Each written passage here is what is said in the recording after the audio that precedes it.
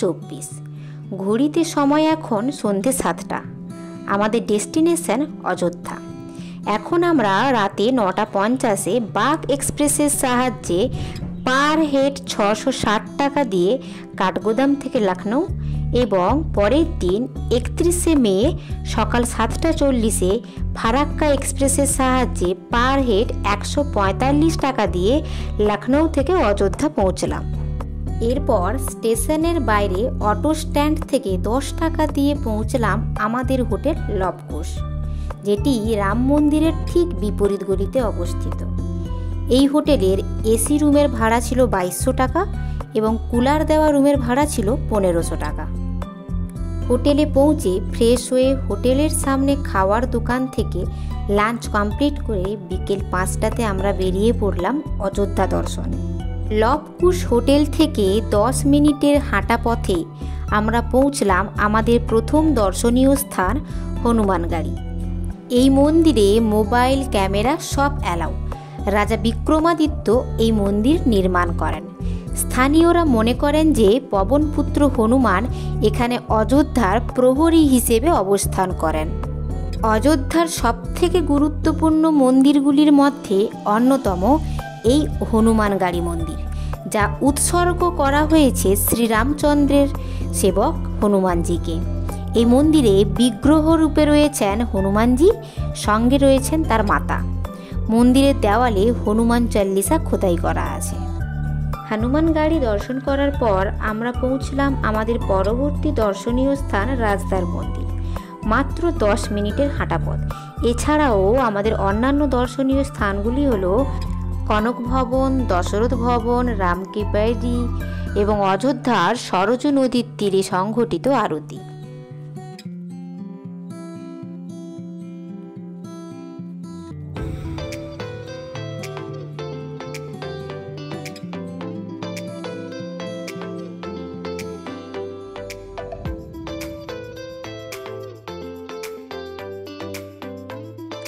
রাজদার মন্দির থেকে 10-15 মিনিট পায়ে হেঁটেই আমরা পৌঁছলাম দশরথ মহলে। অযোধ্যার রাজা দশরথের প্রাসাদ এখন পরিবর্তিত হয়েছে একটি মন্দিরে। এই মন্দিরে রাম, লক্ষ্মণ এবং মাতা সীতাকে পূজিত করা হয়। রামনবমী এবং দীপাবলিতে এখানে মেলারও আয়োজন করা হয়।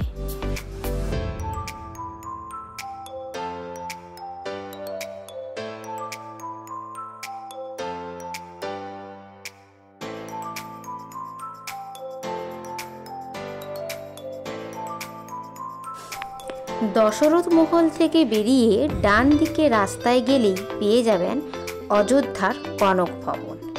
রাম এবং সীতা বিবাহের পর অযোধ্যা এলে তাদের বসবাসের জন্য রাজা দশরথের পত্নী কৈকেয়ী এই মহলটি উপহার দিয়েছিলেন।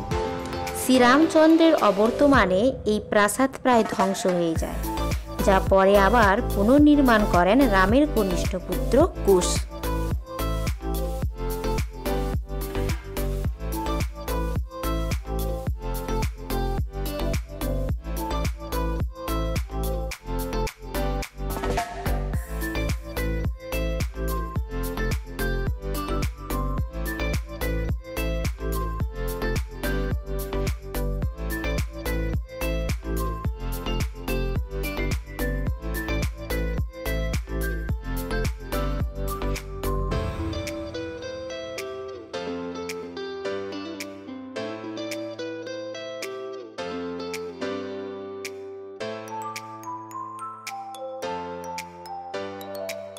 মাতা সীতার পায়ে প্রণাম করে কনক ভবন থেকে বেরিয়ে টোটো ধরে আমরা পৌঁছলাম লতা মঙ্গেশকর চকে।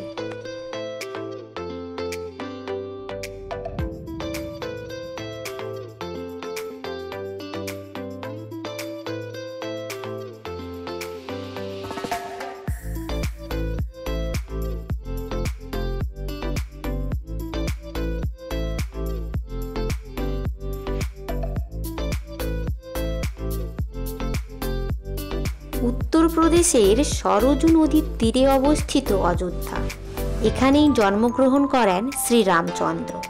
আমরা এখন যাচ্ছি রামকি বাইরির কাছেই, যার কাছেই অবস্থিত নাগেশ্বর মন্দির। অযোধ্যার এক পাশ দিয়ে প্রবাহিত হয়েছে সরজু নদী। অযোধ্যাবাসীর কাছে এই সরজু নদী অত্যন্ত পবিত্র। বারাণসী হরিদ্বারের মতো অযোধ্যাতেও এই সরজু নদীতে প্রত্যেক দিন আরতি হয়। রাবণ বধের পর রামচন্দ্র এই সরজু নদীতে স্নান করে রাবণ বধের পাপ থেকে নিজেকে মুক্ত করেন।